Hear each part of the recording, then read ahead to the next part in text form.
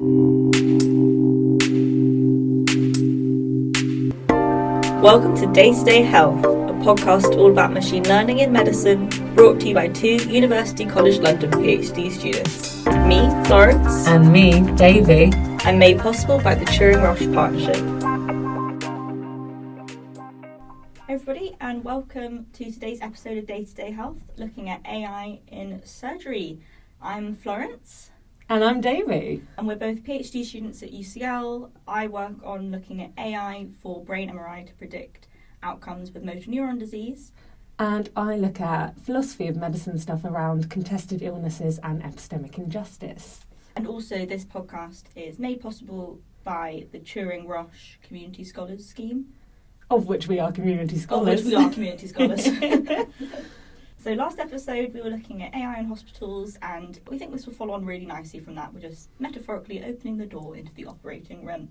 And as a disclaimer, neither of us are experts in surgery or surgical AI. Like usually for the AI stuff I'm generally okay with it, but this is robotics.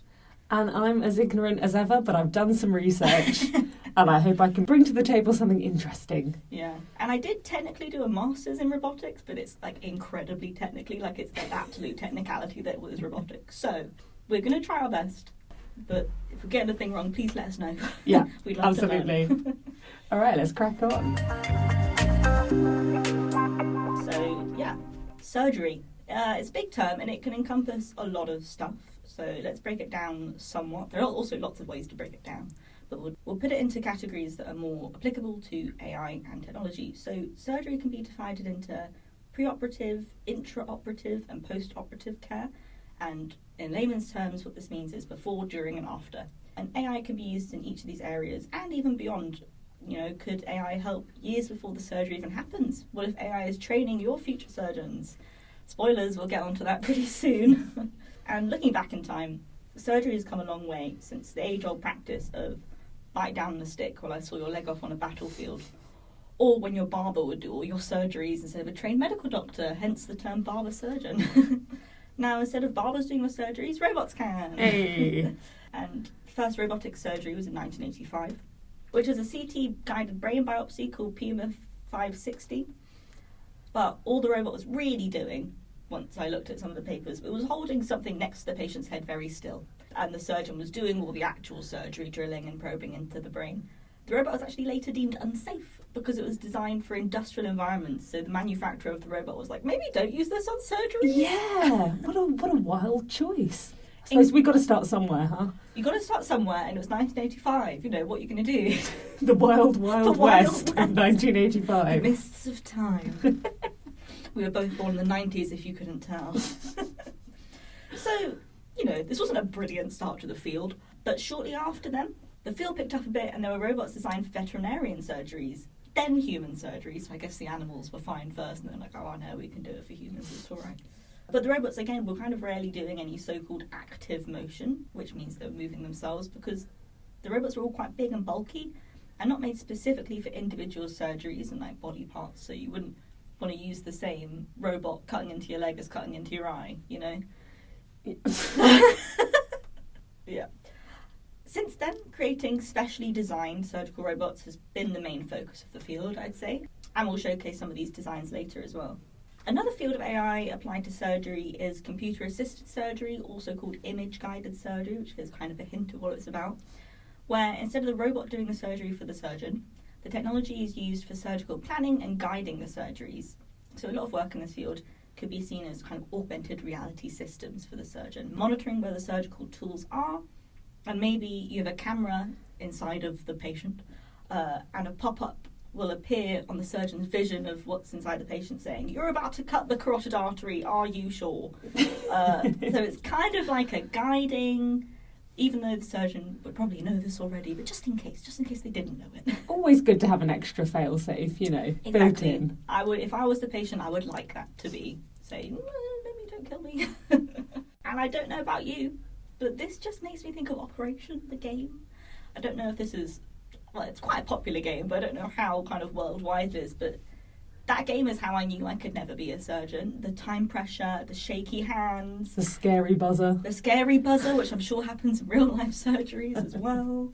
That game did more for clarifying my future career prospects than a lot of the seminars I've been to, then or since. Fair enough. So when we first started discussing this topic, like robotic surgery, a few things that immediately sprang into my mind were actually examples from pop culture. So, I mean, as with a lot of AI in surgery has been depicted across science fiction in a whole bunch of interesting ways. The one that immediately sprang to mind for me is from the film Prometheus, which, and I didn't realise this until I checked, came out in 2012. So, Never seen it. So much for coming up with a topical example. Prometheus is actually a film in the Alien franchise. Do you know Alien? Sigourney Weaver, chestbursters. I think I've seen Alien. So this is, I don't know, it's like one of the random spin-off ones. It's probably like 7th in the series or something. Nice. Nobody at me about Cash this. But yeah, so in this series, you've got these aliens that are parasites that grow inside people and then burst out of their chests as part of their life cycle.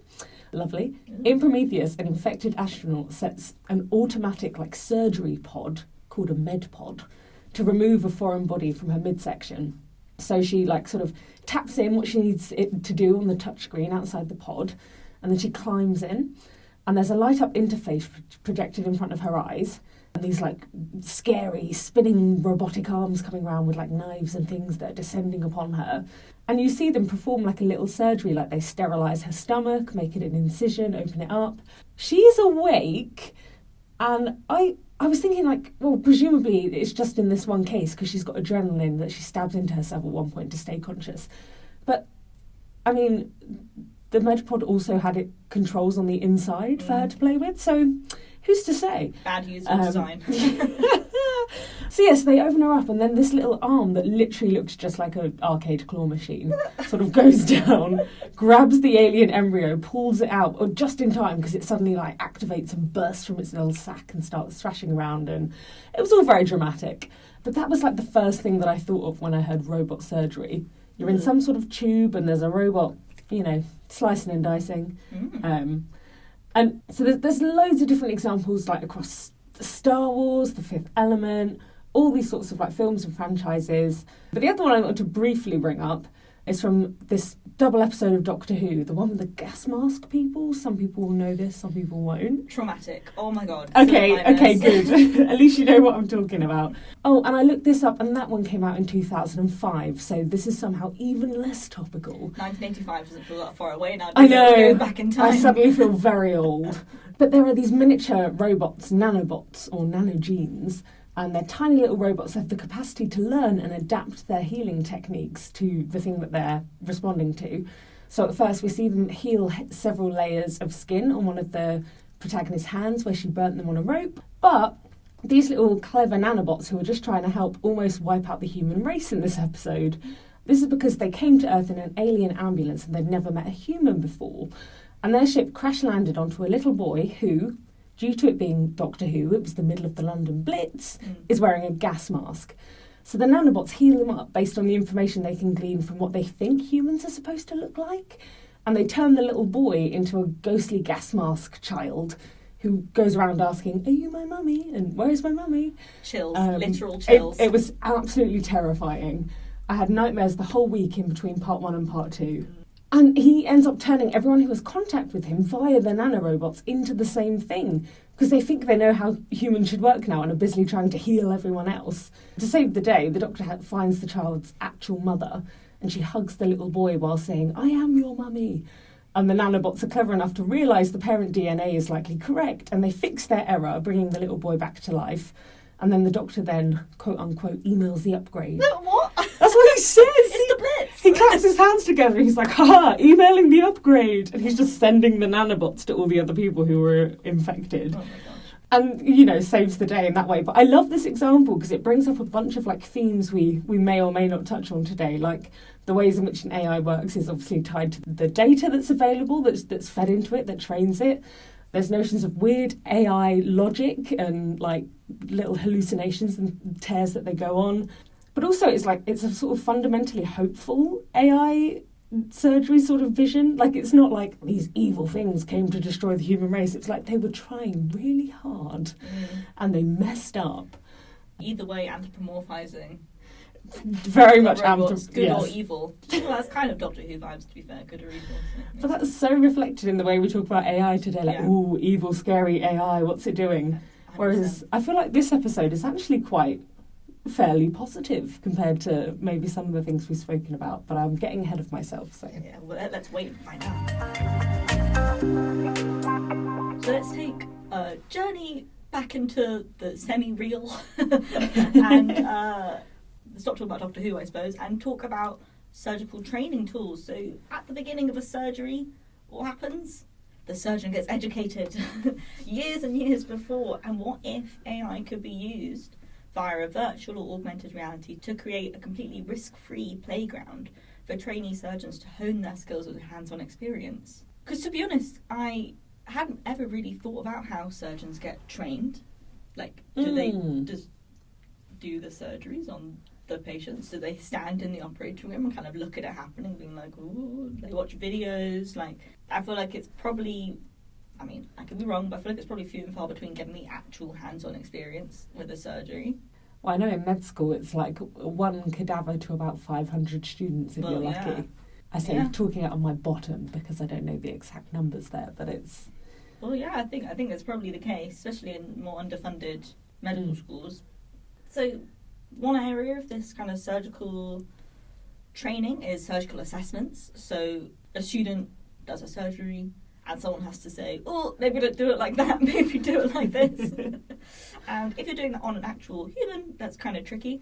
And so one area that is in this field is AI-enhanced video-based surgical assessment systems, which is very snappy. Wow. So basically what this is a surgical trainee does a surgery, someone videos it, then AI looks at that video and gives supposedly unbiased, objective feedback of maybe don't do this, maybe do it like this.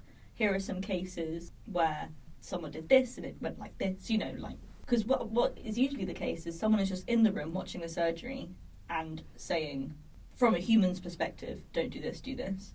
And I've read a couple things about how that can be quite biased because the relationship between the teacher and the student could have an effect. Unequal, and like what if the teacher doesn't like the student?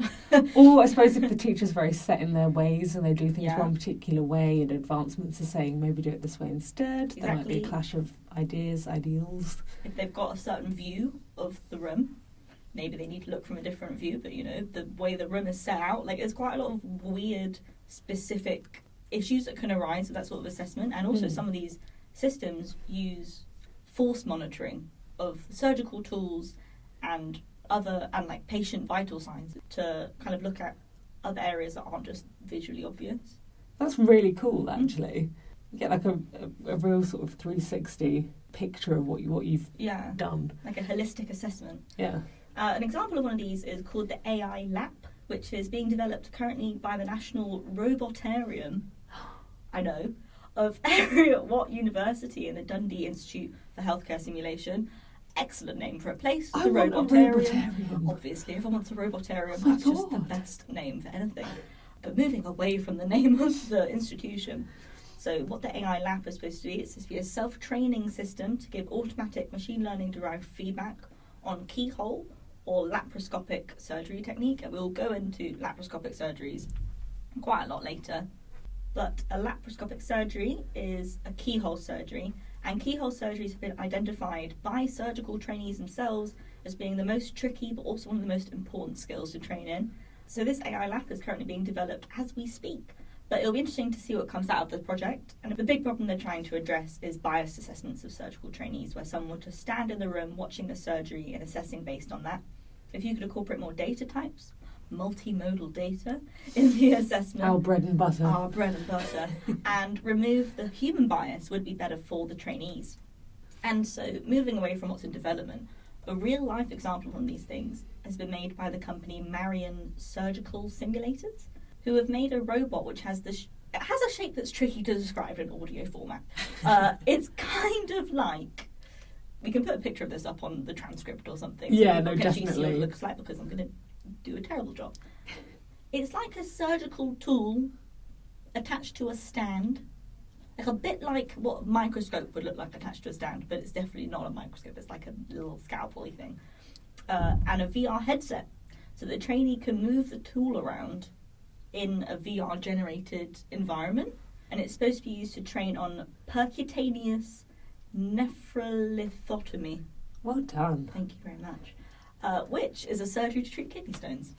And they've had promising results in real life evaluations in some of the papers they put on their website. And in a surprising move, which I actually laughed out loud when I saw this, they've even released a VR game on Steam. And if people don't know, Steam is like a video game marketplace, where anybody can test their mettle in robotic surgery, and specifically, bold choice, a sci-fi setting, which I guess completely links back to what we were talking about in the pop culture references. Bold choice, I respect them for branching out, diversifying their income stream, although it is a free game, actually, so, Maybe they're getting that sweet advertiser money on it somehow. Potentially. It only came out in December 2023, and it's got 6 reviews of mixed opinions, but it is free. But yeah, you do like surgery on aliens and like it is bonkers. Oh gosh, why is a part of me thinking maybe I'll just check that out when I've got some spare time? I mean, my brother's got a VR headset. So, as we mentioned before, we're looking at the ways that AI can assist in surgery in the pre-op, during-op and post-op sort of phases. So looking at the pre-op side of things, AI systems can be extremely useful at this stage. So to begin with, AI systems can do some of the more administrative tasks, which is stuff that we touched on in our last episode on AI in hospitals, around sort of managing patient flows, resource management, scheduling and rota planning. This might not sound too impressive, but planning and scheduling surgeries is actually an extremely complex and time-consuming task. Yeah, not as exciting as a sci-fi VR No, surgery. not quite. Not as exciting. Very important. Very important. And also, all of these plans can always get sort of thrown out of whack by unforeseen events like emergencies, staff being sick, all these sorts of things that mean these plans have to be constantly reassessed and adjusted.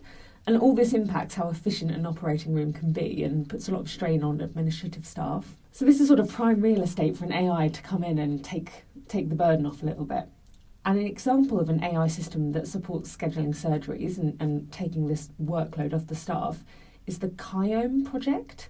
I don't actually know. KIOM, K-I-O-M project. The acronym is in German, but it seems to be along the lines of meaning Mathematically Accurate Assisted Surgical Planning with AI project.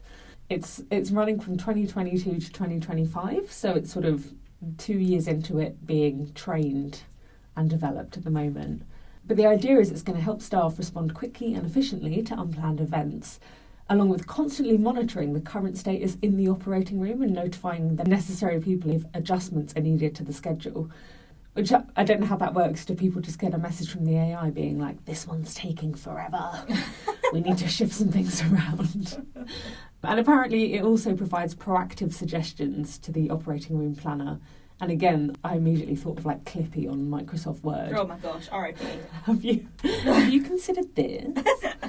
But for this episode, I'm less interested in the admin side of things. It is important, but I'm more interested in the ways in which AI systems can, in like the pre-op stage, use data from past surgeries to suggest the best plan forward, as well as learning from past mistakes and complications, like the nanobots in Doctor Who, to warn of potential risks in the operating theatre, as well as basically setting the surgeon up and arming them with enough information to do the best job that they can do.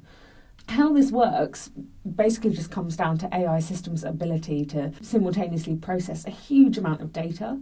So an AI is able to process, for example, not only the patient's medical records, but also enormous data sets of past patients and previous surgeries, and go through the records of best surgical methods in no time flat.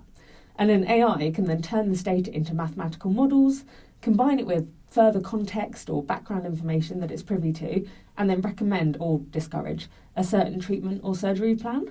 So AI in this capacity is considered a decision support tool that aims to even out the variable levels of knowledge and experience that differ from surgeon to surgeon, sort of try standardise it a little bit, as well as highlighting data, correlations and emerging patterns that a surgeon might have missed or not had the capacity to recognise. I would be interested to see where this AI spots the most differences in what it wants to do and what has been done in the past. Because I could see this being very, very interesting, but also very prone to bias. If it is looking at past patient experiences, I wouldn't be totally surprised if the treatments it suggests for men/women, different ethnicities, would be quite different. And I'd be interested to see if they've, considered bias in the training of exactly. the AI. Yeah. No, that's really interesting. Especially as well, you think like, well, if it's training off existing data, is it going to keep suggesting sort of slightly more old-fashioned ones that have been done the most, so they're represented the most in the data? I'm sure they're thinking about this and programming around it or what have you, but it is, you've got to bear these things in mind. Think about it. So an example of a system that does this sort of thing is the Cognitive Medical Assistant, or COMED, being developed by Heidelberg University since 2020. It recognises patterns in lab results, images and diagnoses and identifies correlations. And then the two big things COMED goes on to do is, one, it generates an individual patient's surgical risk before an operation, along with helping inform treatment decisions and preventing complications for this individual. And two, it predicts the likelihood that an individual patient will require a blood transfusion during the course of surgery. This is important because a huge challenge in surgery and healthcare is the lack of blood supplies. So the AI can help precisely predict who might need it, and then help plan blood transfusions more efficiently, help prevent supply bottlenecks, that kind of thing. It's actually a super interesting area of AI for hospitals and medicine. I don't know if you've mentioned it before, is optimizing blood deliveries. Not necessarily like risks of it being needed in the hospital, but even just getting them moved around the country. Like, I don't know if you've ever seen the motorways, like those motorbikes. I've seen the motorbikes. Yeah, so they have blood or organs in them, which whenever I see them I go, oh, there's something in there. But like, they are going very, very fast because it's really important, and if if you're too slow, there are consequences. Adverse outcomes is what it's called. So yeah, it's just an interesting area of trying to really optimise this quite archaic kind of practice of, I need a kidney. Yeah, on my way, vroom vroom. No, that is fascinating and not something that I've ever particularly considered before. So, talking about being an AI, this COMED being able to identify a specific risk for an individual patient, we have previously calculated risk scores for operations, but these have been calculated based on sort of unsophisticated data, so things like age, gender, previous illnesses. But these are quite rough, and they're not a great predictor of actual risk for an individual. And I mean, previously we've also calculated them based on known variables, like, this patient has got a known narrowing of their coronary arteries, and therefore an increased risk of those vessels closing under the stress of surgery. But the AI can help find patterns and correlations to identify the multitude of other as yet unknown factors. And one particular thing COMED does is it assesses risks by identifying patterns in patient protein biomarkers that predict perioperative complications more sensitively and specifically than is currently possible. I just thought that was really fascinating. Very interesting. And being able to predict these risk factors for procedures is huge, because roughly, in high-risk procedures, around 1 in 5 people operated on experience complications, be that bleeding, their stitches breaking, infections, heart complications, strokes. And the huge amount of stress surgery can put on the rest of the body can affect other vital organs. Things can go wrong very quickly. So knowing sort of precisely, or having a very good idea, shall we say, of what the risk will be is so important to the outcomes of a surgery. Especially if they're quite low-cost biomarkers. Proteins, I don't know exactly. Proteins, I imagine, could just be a blood test and probably quite a quick analysis of that. And if you can do that instead of doing some sort of scan to look at the heart to quickly see if this person needs extra assistance in their surgery, I think that's super interesting. Saving time and money again, yeah. Which that time and money could go towards another patient or to get to providing better care for that particular patient. I think it's all a bit of a optimization game. And the last thing I'll quickly touch on about pre-op use of AI is its role potentially in anesthesiology, which is something I'm going to mispronounce about 5 times in the next paragraph, so bear with me. When I get onto it later, I'm sorry. It's such a hard word. It really is. So there are a lot of studies being done right now regarding integrating AI into anesthesiology in clinical settings. again, with an idea towards predicting complications, providing personalised therapy or treatment, and even improving the post-op experience of patients. So an example of this type of AI is the Cassandra project, which is running 2022 to 2025 at the Julius Maximilian University of Würzburg. So again, it's probably about, it's until 2025. She's probably almost done, as it were. But the idea is that Cassandra will become an AI anaesthesia team member. Because the anaesthesia team's work is very much like time critical and there are lots of variables to account to when doing anaesthesia, the idea is that the AI team member documents the treatment data as they go with automatic language documentation. So that's lifting the administrative burden from the staff. And this and similar AI models are trained on over 100,000 anaesthesia protocols. They are continuously learning. And in this way, they can detect deviation from the norm in terms of like vital parameters of the patients and alert team members to problems. And the hope is that these systems will become integrated and accepted, in quotes here, integrated and accepted as team members, which I think is really interesting, and maybe we'll briefly touch on later the idea that you have to sort of come to terms with having an AI team member. I wonder how they chose the name Cassandra. Yeah, though I wonder if that was like a name enough people found sort of vaguely comforting or something. Well, it kind of comes onto the topic of why are so many AIs women? Women, yeah. Yeah. We like to gender our little helpers in tech, don't we? And we like to make them women, which is, very interesting. Concerning on multiple levels. Siri, Alexa. At least Siri's not, well, to my knowledge, not a real name. Did they make that one up? I don't know. I have no idea. But no, you're right. Cortana. Lot of female tech things to make demands of. Anyway, so the future of this AI in anaesthesia is potentially looking at, so we've got trials going on into using AI to control the mechanical ventilation of anaesthetised patients. Trials to see if AI can automate the weaning of anaesthetised patients from ventilation. And even trials to assess things like if certain patients would benefit from counselling from the hospital's acute pain service before the operation. So an AI might make that assessment. Yeah, loads of interesting things potentially coming down the pipeline. And that's before we even hit the operating room. And now we're in the operating room. We've opened the doors. We've washed our hands and everything very thoroughly. Washed our hands a million times.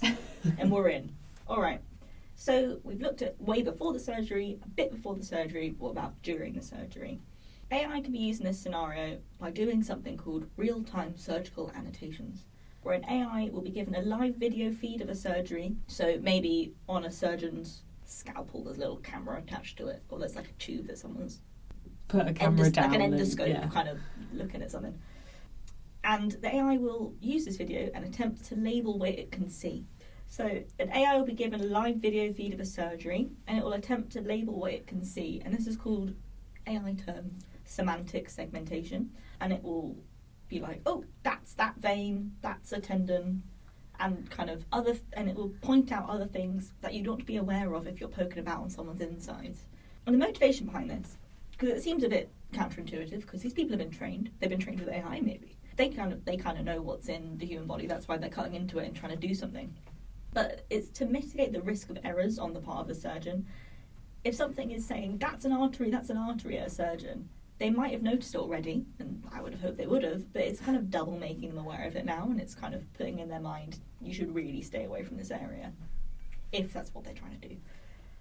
Yeah, unless they really need to cut that artery. Which I feel like, I don't know many surgeries where you cut an artery, but again, I'm not a surgeon, I don't know. And you kind of think of this as the surgical equivalent of monitoring going on in self-driving cars, or even more kind of base level, the beeping parking assists on most cars, where it's annoying, and you could probably do without it because, you've parked a car a million times. You might be screaming at your car, I know how to park a car, shut up. But it's nice to have, and it may have cost you a couple bumps against the curb without you even realising. I found examples of this real-time surgical annotations in literature called the Go No Go Net, which I think is a brilliant name. That's fun. Neural network names can be quite boring. I like this one. Go No Go Net. Go No Go Net. And the Coley Net. Oh my gosh, I was reading that as Chloe. I also read it as Chloe Net. And then I read the paper, I was like, wait, And I think it's named after the operation that it is specifically looking at. So before I get onto that, these neural networks are both developed by Madani and colleagues in 2022, and they are deep learning models trained on videos of laparoscopic cholecystectomy surgeries. You are really pulling off the long words today. Thank you. Out of this type of surgery, there is a risk of injuries to the bile duct. Do you want to come in now and say what these surgeries are? Well, just very quickly, so robots are often used to perform laparoscopic or endoscopic surgeries, where laparoscopic refers to keyhole surgery using tiny incisions. And endoscopic is very similar, but it involves a tube with a camera and potentially tools inserted through small incisions or a natural opening like your mouth or nose. And they have a huge number of benefits compared to traditional or open surgery, such as basically the smaller incisions means less recovery time, a shorter hospital stay, lower chance of infection, smaller scars, and less blood loss means, well, less chance of needing blood transfusions. Shall I leave it at that? Yeah, that's good. So this particular type of laparoscopic surgery, which I'll try again because it's actually quite fun to say, laparoscopic cholecystectomy, there is a risk of injuries to the bile duct because it's difficult for surgeons to accurately see what they're doing over all the information and weirdness going on necessitating the surgery. That's what I've been told. I've never done one, surprisingly enough. But the theory behind these models is to label the surgical area with safe and dangerous zones for dissection, or as they put it, go and no-go zones, hence the no-go, no. Oh my gosh. I like that. It's not overly complex. You know what you're getting. They knew what they wanted. Yeah. They were like, yeah, it's go and no-go. Like, why? Well, to be fair, in the heat of surgery. That's fair. You don't need it overcomplicated. You don't need big, long words. And then the second model, the Colinet. The second model was trained to identify the actual anatomy that is inside of where the surgery is happening, the surgical site, like the gallbladder or the liver. So the first model is kind of like a bit more simple, go here, don't go here, and the second one's like, actually, this is what's actually happening inside the surgical site. And the model's ability to annotate the videos was compared to manual annotations from 4 surgeons. And there was good agreement between the models and the surgeons, which is really interesting.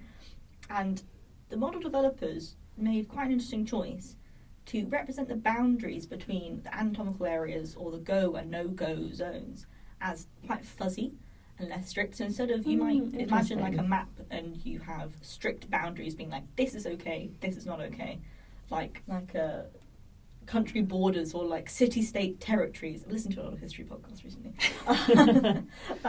And they've done this like fuzzy kind of probabilistic view because they reported that surgeons in real life tend to think in these terms of probabilities, which I think, as we all kind of do, we're not super black and white. You know, that's probably the liver. Like that's getting towards the liver. It's a bit more dangerous, a bit further away. It's more dangerous, closer to it. And it doesn't look that much like the bile duct. They've kind of taken these sorts of probabilities, and in some of the evaluation that they've done, it's been noted that the surgeons quite enjoy this kind of fuzzier labelling of the video. I mean, also, I suppose that every human body is going to be slightly different, and people's organs will look, not crazy, but slightly different. And I don't know, there are people who are born with everything sort of swapped to the other side and what have you. I suppose it's important to have this sort of flexibility rather than a rigid yes-no, because... Not to be cynical. It's usually your job. It's also slightly covering their butts, to use the technical phrase. If you are labelling a video and your model actually is like, there's kind of a fuzzy boundary between this bit and this bit, that gives you quite a lot more leeway to be like, well, I said it was a fuzzy boundary. That is a very good point. Yeah. Like, it could be... I am playing devil's advocate. I think it actually is a purposeful user experience choice to do these sorts of fuzzy boundaries, but I think it's I'm going to blow this wide open. Yeah. Okay, so let's dig in a little bit more into surgical robotics. Since the year 2000 and the introduction of this surgical system called Da Vinci, which we will talk about more soon, over 1 million robotic procedures have been performed across 67 countries. And in fact, the number is 1,037,000. It's a nice round number. That's surprising. That comes from, and obviously all of the references will be in the show notes, but that comes from the Banderai, Zeffiro and Redaboina 2020 paper.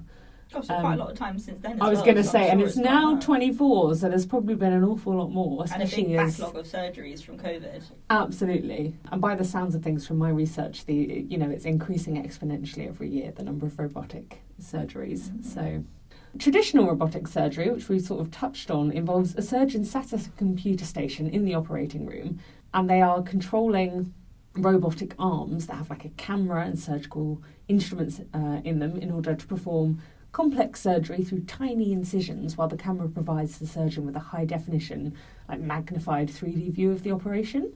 Using the robots allows the tools to perform with far more dexterity and a far higher range of movement and flexibility than a surgeon could physically do. And it allows the surgeon to see the operation site far better and eliminates some human limitations, like there's a thing that I found called surgeon hand tremor, which sort of is generally found during long surgeries, which is fair enough if you're doing intricate, tiny work for hours and hours. You're going to get tired. Those You're going to small get tired. muscles in your wrist and stuff are going to... Exactly, and that's why we need robots to step in. They don't get that sort of fatigue. Mm. And this sort of surgery, there are benefits for surgeons as well as the ones for patients that we mentioned earlier. It allows them to perform complex operations with far less physical strain and even less training time in some cases. And because these surgeries are less taxing on the surgeon, this could mean that a surgeon is potentially able to perform way more surgeries a day, which could be very useful in the case of, for example, the 7.6 million patient backlog for surgeries on the NHS. Although, and this is just an interesting little nugget I found on the website of an ergonomic laparoscopic robot. No. They said apparently 20% of surgeons in the UK and 15% of surgeons in Germany think they may need to retire earlier due to the physical impact of conducting laparoscopic surgery. I'll actually jump in here as well. Yeah. In my research, I found that a lot of the motivations behind, this assisting of surgeons and the surgical training being not an actual surgery and the robot doing the surgery is quite the high risk of radiation for surgeons. That's so interesting. I hadn't considered. And there's actually a radiation quota that if a surgeon reaches that much, they have to stop working, because I think it might be the NHS. I don't know. I'll look a bit more and put it in the show notes. But yeah, you can't do too many surgeries, because then you can't do any more surgeries, because you physically you're chock full of radiation. It's unsafe for you to do that. So if you can reduce the radiation that is on the surgeon by, doing it from another room with a robot, you could actually allow a lot more surgeries to take place, but a lot less surgeons. That needs is to be trained. fascinating. So it's an interesting kind of, back and forth. But yeah, who knew? I had no idea. The things we find out researching for this podcast. Honestly, very stuff I feel like I should have known. I'm oh, right. We're going to be fun at parties. Oh yeah, I was did fun you know? Facts, yeah. That's already what I do on my days. And on that note, we're actually going to pause this episode here and split it into two. We got very carried away talking about robotic surgeries. Can you blame us, though? There's some extremely cool stuff out there, so come back and join us next time for more on AI-assisted robotic surgeries. Thank you very much for listening to this episode of Day to Day Health. If you've got any questions or comments, please DM us on our Instagram @daytodayhealth or email us at daytodayhealth@gmail.com. Also, this podcast was created as part of the Turing-Roche Community Scholar Scheme, but all opinions expressed aren't those of the Alan Turing Institute or Roche. The show notes, transcripts and references to the research we talk about can be found at daytodayhealth.github.io. That does it for us, and we'll catch you next time.